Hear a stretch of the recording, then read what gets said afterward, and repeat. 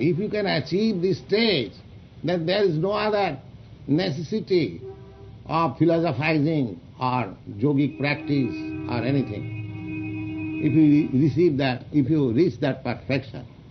And if you do not reach that perfection, then it is all useless. Ta aradhita jadi haris tapasa tatak kim, naradhita jadi haris tapasa tatak kim. One who reaches there, for him all kinds of penances, austerities, no more required. And one who does not reach that place, all these austerities, penances, useless, simply waste of time. So, this should be the aim of human life. Human civilization, human society should be so formed that they should have the opportunity. The human form of life is the opportunity to get this boon. So it is the duty of the state, duty of the parents, duty of the guardians, duty of the husband, duty of the father.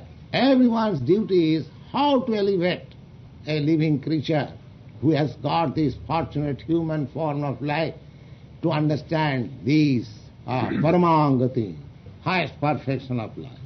That should be the mode of things. Simply have some eating and sleeping and mating and some defense and quarreling like cats and dogs. This is not civilization.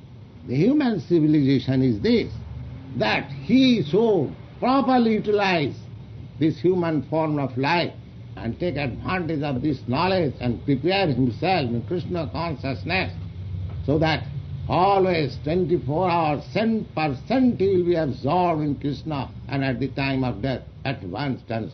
This should be the process of life. Therefore we have taken this movement, Kṛṣṇa consciousness. Join us, cooperate with us. Yourself will be benefited and the world will be benefited. This Kṛṣṇa consciousness.